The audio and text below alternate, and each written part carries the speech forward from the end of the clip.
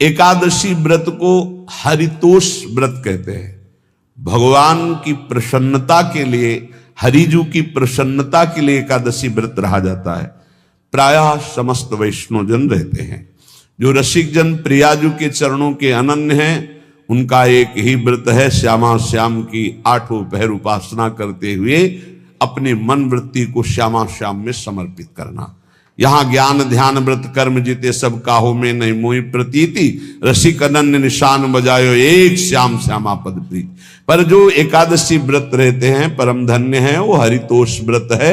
अब एकादशी व्रत का नियम क्या है और कैसे एकादशी व्रत का फल मिलता है, कई बार चर्चा हुई।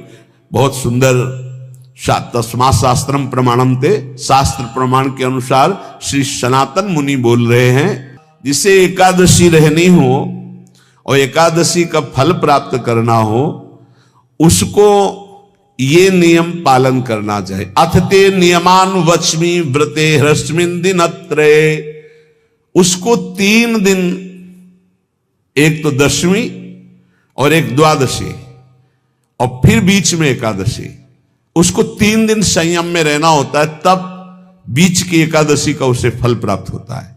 जिसे एकादशी व्रत रहना हो उसका नियम है कि दशमी के दिन कांसे के पात्र का त्याग करे।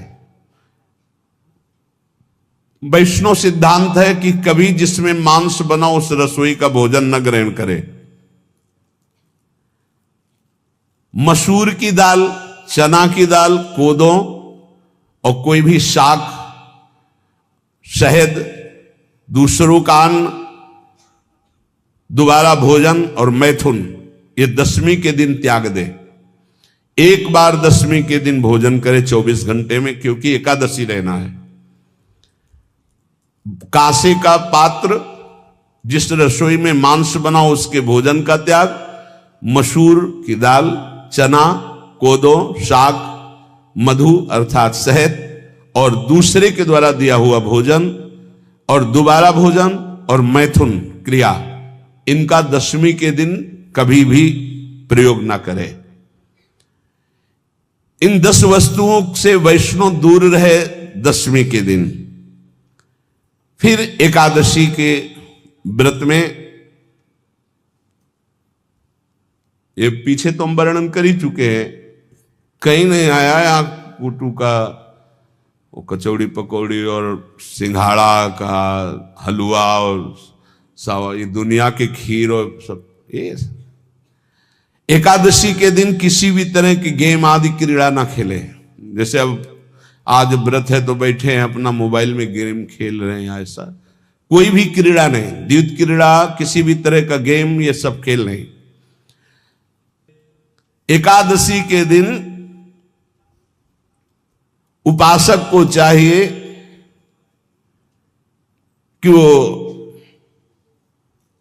किसी भी तरह की क्रीड़ा, मनोरंजन बिल्कुल नहीं।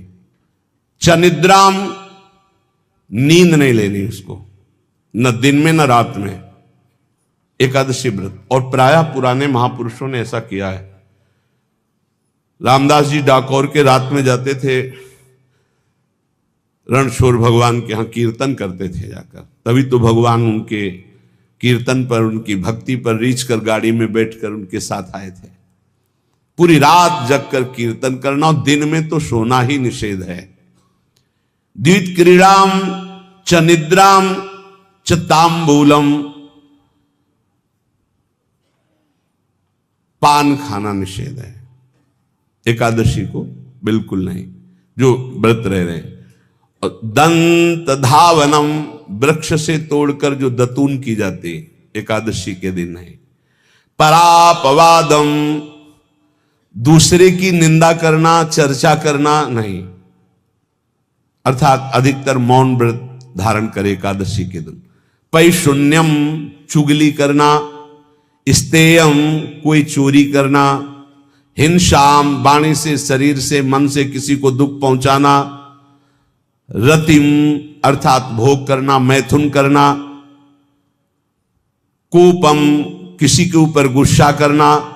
अनत वाक्यम, झूठ बोलना। एकादश्याम विवर्जयेत, एकादशी के दिन ये नहीं करना चाहिए। एकादशी को एक बार कुछ फलाहार शुद्ध, अगर आपके पास कोई व्यवस्था नहीं तो थोड़ा दूध है, जल है, ऐसे आप लेकर, या थोड़ा सा फल ले लिया, थोड़ा सा फल लेकर के प्राण पोषण, एक दिन में मर नहीं जाओगे। कितने तो निर्जला एकादशी रहते हैं, हर एकादशी निर्जला। पूज्य श्री मथुरा दास जी निर्जला ही रहते थे हर एकादशी। चलो भैया आपकी सामर्थ्य नहीं तो जल 2-4 बार ले लो, एक बार थोड़ा सा दूध और फल ले लो, चल जाएगा काम, प्राणों का पोषण हो जाएगा। ये आचरण न करे और एक बार कुछ आहार ले ले, वो भी शुद्ध भगवद अर्पित प्रसाद। फिर द्वादशी को काश्यम मांसम सुराम छौद्रम तैलम वितथ भाषणम व्यायामम च प्रवासम च पुनर्भोजन मैथुने अस्पृश्य स्पर्श मासूरे द्वादश्याम द्वादश त्यजेत। कांस के पात्र में द्वादशी को भी भोजन न पावे, जिस रसोई में मांस बनाओ उसमें आहार न ले, किसी भी तरह का नशा द्वादशी को न करे, शहद न पाए, तेल के बने पदार्थ न पाए, मिथ्या भाषण न करे और बहुत शरीर का व्यायाम न करे, बहुत थकावट वाले कार्य न करे, दोबारा भोजन न करे, एक बार द्वादशी को भी भोजन पवित्र, मैथुन न करे, जिसका स्पर्श नहीं किया जाता ऐसे पदार्थों का स्पर्श न करे, और मसूर की दाल न खाए। द्वादशी को जो इन नियमों का पालन करता है, दशमी द्वादशी ऐसे और एकादशी ऐसे, तब उसे एकादशी व्रत का फल प्राप्त होता है। जो इस पद्धति से एकादशी, ये जो मनमानी है सब नहीं, हर पदार्थ मिल जाएगा आपको फलाहार में, हर पदार्थ। हमको बताया गया कि आपको जो चाहो सब पदार्थ फलाहार का। अरे भाई हरितोष व्रत है तो हरि प्रसन्नता के लिए एक दिन भूखे रहने बहुत आनंद आता है। पहले भगवत कृपा से ऐसी गंगा जल पी करके कुछ दिन, फिर कभी कभी निर्जला एकादशी का भी आनंद। बड़े संन्यास मार्ग में थे तो बड़े संयम से सब शास्त्रीय पद्धतियों का निर्वाह होता था। उपासक को चाहिए कि इन नियमों से व्रत का अनुष्ठान करे, मनमानी आचरण न करे। सबसे प्रार्थना जो एकादशी रहते हो, हरितोष व्रत इसे कहते हैं, भगवान की प्रसन्नता के लिए रहा जाता है, रहना चाहिए। जो अपनी आचार्य परंपरा में हैं जैसे, जिनका सिद्धांत है, पर रहने का सिद्धांत ये श्री सनत कुमार जी वर्णन, श्री सनक जी महाराज, ये सनत कुमार जी वर्णन की। सनक जी महाराज कह रहे हैं, यदि भगवान का आश्रय नहीं, सत्संग नहीं है, तो इन 4 में से एक हो तो नाश कर देता, फिर चारों हो तो सर्वनाश हो जाता है। यौवनम धन संपत्ति प्रभुत्व विवेकता एकैपमप्यनर्थाय किमु यत्र चतुष्टयम। यदि सत्संग नहीं है, यदि भगवद आश्रय नहीं है, खूब धन हो, जवान अवस्था हो और बढ़िया पद मिला हो, प्रभुत्व चलता हो और अज्ञान हो, फिर क्या कह रहा है? बोले ये चारों जहां मौजूद होते हैं वहां सर्वनाश का खेल शुरू हो जाता है। अगर इनमें से एक हो तो सर्वनाश करने में पर्याप्त है, और अगर चारों हो तो फिर क्या कहना है? यौवनम जवान हो, धन संपत्ति खूब रुपया पैसा हो, प्रभुत्व कोई पद हो, कोई अधिकार हो बड़ा, फिर अविवेकता और अज्ञानी हो, तो बोले एक नाश कर देगा, फिर चारों तो नाश ही कर देंगे। अगर सत्संगी है तो ये चारों महान कार्य कर देंगे। क्या यौवनम जवान है, खूब दूसरों की सेवा, मेहनत पूर्वक धन संपत्ति कमाकर माता पिता की सेवा, परिवार की सेवा। ये माता पिता, हमारा वेद कहता है मातृ देवो भव, तैत्तरीयोपनिषद, मातृ देवो भव, पितृ देवो भव, आचार्य देवो भव, अतिथि देवो भव, यान्य नवद्यानि कर्माणि तानि सेवितव्यानि नो इतराणि, यान्यस्माकः सुचरितानि तानि तोयोपास्यानि नो इतराणि, ये के चास्माच्छेयाः सो ब्राह्मणाः तेषां त्वया स्नेन प्रश्वसितव्यं, श्रद्धया देयम् अश्रद्धया देयम्, श्रिया देयम् ह्रिया देयम् भिया देयम् संविदा देयम्। वेद कहता है मातृदेवो भव, माता साक्षात हमारी भगवान है। देव हरि को कहते हैं, केशव देव जैसे कहा हरि को कहते हैं, गोविंद देव, मातृ देव, माता भगवान है। ए धिक्कार है उन पुत्रों को जो अपने माता के द्वारा पोषित किए हुए शरीर से हाथ उठाते हैं अपने माता पिता के ऊपर। नरक में तुम्हारी जो दुर्दशा होगी भोगोगे।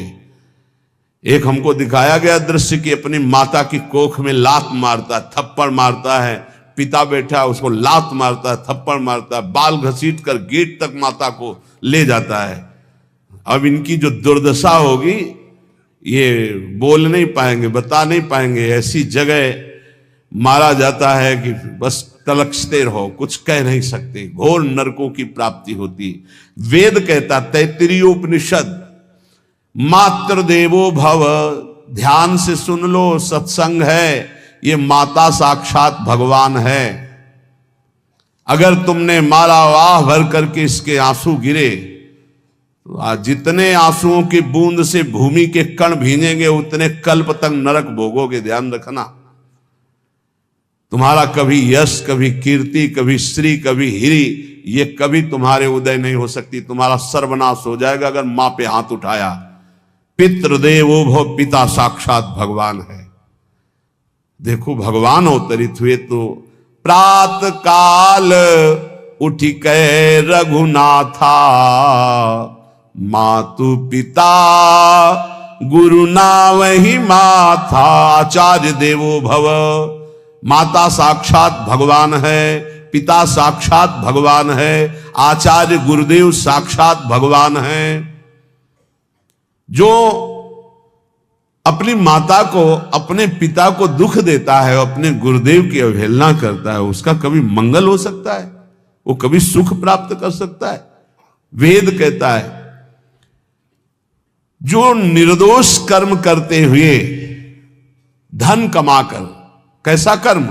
निर्दोष कर्म करते हुए धन कमाता है और उस धन से अपने बूढ़े माता पिता और गुरुजनों की सेवा करते हैं, जीवन धन्य है।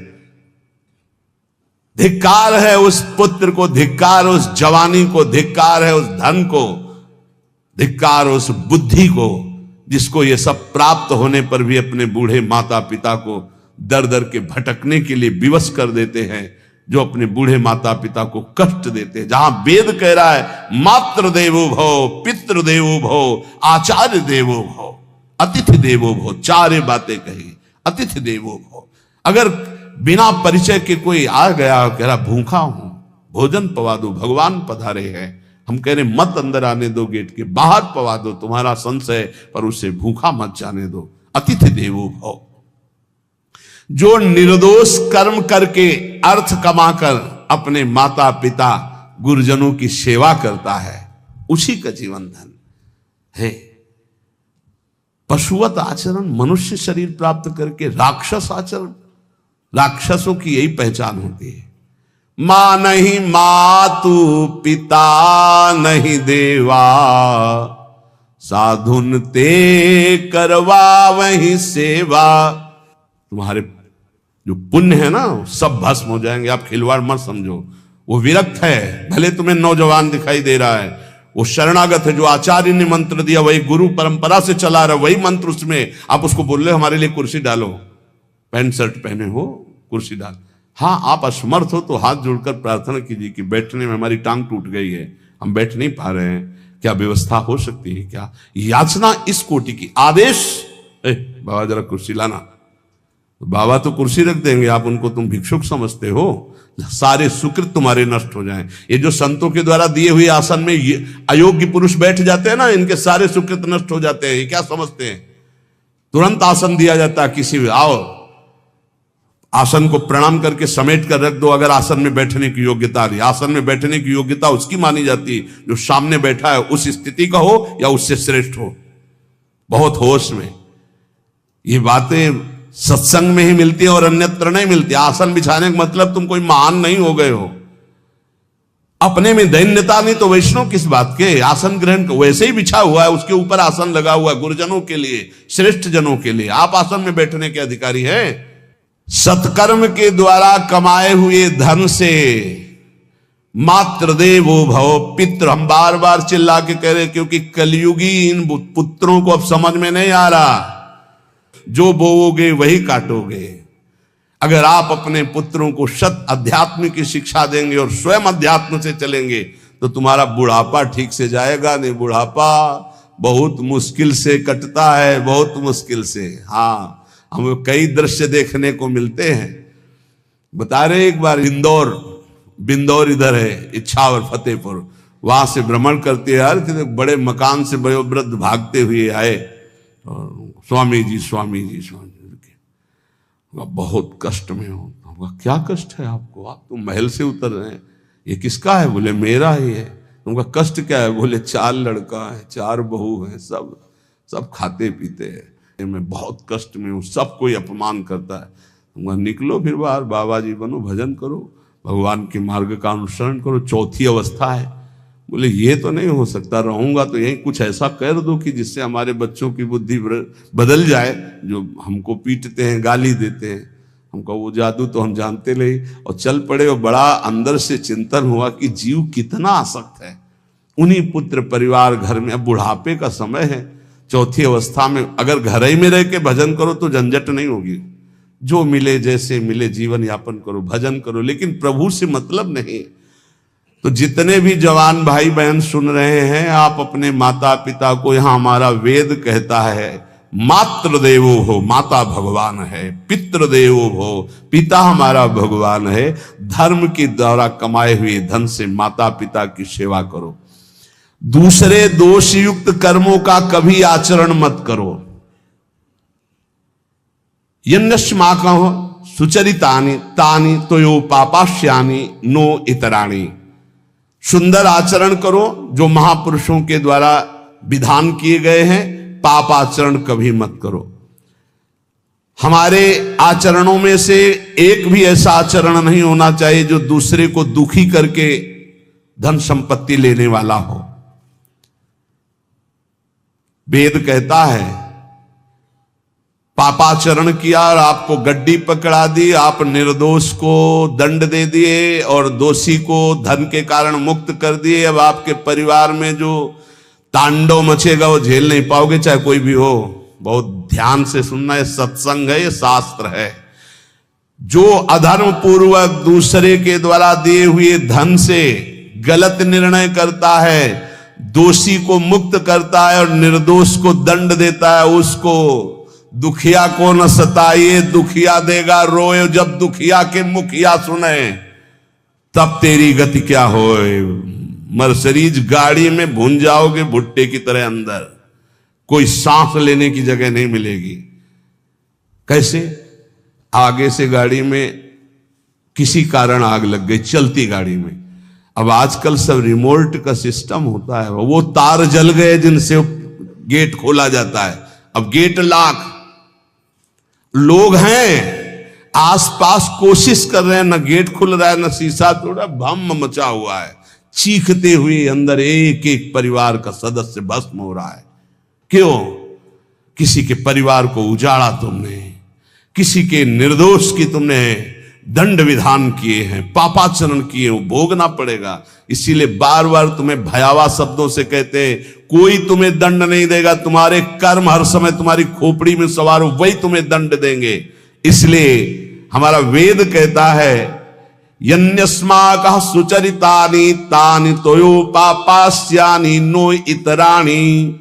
जिसमें महापुरुष विधान किए हैं कि ये आचरण करो वो सुकृत है, और जिसे मना करते ऐसे पापाचरण मत करो, कभी दूसरे का अहित मत करो। जो कोई भी हमसे श्रेष्ठ गुरुजन है उनका आदर करो, उनको आसन दो, उनको विविध पदार्थों से सुख पहुंचाओ, विश्राम कर लेने के बाद वार्ता करो। श्रद्धा पूर्वक माता पिता गुरुजन अतिथि इनकी सेवा करना परम धर्म है। अश्रद्धा पूर्वक इनको कभी मत बर्ताव करो। बोलना, भोजन ले, बूढ़े जनों को ऐसे देखा है, ऐसे बड़ा कर लो, तुम्हारी भी बुढ़ापा आएगी, पता नहीं आ पाएगी कि नहीं आ पाएगी। अगर आएगी तो बहुत बढ़िया आएगी, तुम्हें ऐसे सताएगी कि आप देख लेना। बहुत हमारा हृदय इस बात से पीड़ित हो जाता है कि मां के प्रति ऐसा बर्ताव, जिस मां ने इतना पिता की क्षमता से हजारों गुना बढ़कर माता का प्यार होता है। ऐसे माता को, ऐसे पिता को हमें तो लगता है रोज चरण धो के पीना चाहिए। भगवान साक्षात इनमें विराजमान है। भगवान सच्ची कहता हूं, जो अपने माता पिता को त्रास देते भगवान भी रक्षा नहीं करेंगे। कोई दान पुण्य तुम्हारा काम नहीं आएगा, क्योंकि ऐसे महामहिम पूज्य माता पिता के प्रति आप ऐसा देखो। प्रार्थना करते, चाहे गाली बकने वाले, गुस्सा करने वाले माता पिता हों, यदि वो चल नहीं पाते, वयोवृद्ध है, तो भगवान की तरह पूजा करो, उनके व्यवहार को मत देखो, तुम्हारा काम बन जाएगा, उनका आशीर्वाद आपको मिल जाएगा। आर्थिक स्थिति के अनुसार अतिथि की सेवा करो, गुरुजनों की सेवा करो, भय से भी युक्त होकर सेवा करो। अधिकार है माता पिता का, गुरुजनों का, यदि आप सेवा नहीं करोगे तो अपराध लगेगा। इतना बड़ा शरीर पैदा किया है, लेबरी करो, रिक्शा चलाओ, उससे जो मिले अपने माता पिता की सेवा करो। तो यहां कह रहे कि ये चार अगर आपके पास हैं, इनका सदुपयोग नहीं हो। यौवनम धन संपत्ति प्रभुत्व अविवेकता एकैपमप्यनर्थायम किमु यत्र चतुष्टयम। यदि धन है, जवानी है, आपका प्रभुत्व चलता है, बड़े पद में हो और अज्ञानी हो, एक तो सर्वनाश कर देता है, फिर चारों हो तो सर्वनाश पक्का। और यदि कहीं भगवान का आश्रय मिल जाए, संत जनों, तो ये परम मंगलदायक है। अविवेक विवेक में बदल जाता है। जो धन है इसकी तीन गतियां बताई गई हैं। दान भोग विनाशश्च राया शूर्गतस्त्रिधा। तीन गति होती है, एक दान और एक स्वयं भोग करना, और अगर नहीं किया तो सर्वनाश, वो नाश को ही प्राप्त हो जाएगा। गांव के कंजूस जनों के धन दीवालों में निकलते हैं, मटकी में बंद बंद करके दीवाल में पैक कर दिया और मर गए। अब दीवाल में नहीं, अब लॉकर में है, बैंक में है। कितने हैं? बोले इतने करोड़। कभी ना तो धर्म किया ना दान किया, कंजूस रात दिन उन्हीं रुपए का चिंतन किया, मर गए। एक रुपए का भी कभी सतमार्ग में प्रयोग नहीं किया। कह रहे दान भोग विनाशश्च, तीन गतियां हैं। दान या स्वयं भोग कर लो और या विनाश हो जाएगा। तो शोधन धन्य प्रथम गति जाकी। वो धन धन्य है जिसकी प्रथम गति, प्रथम गति क्या? दूसरों को सुख पहुंचाने में लगा।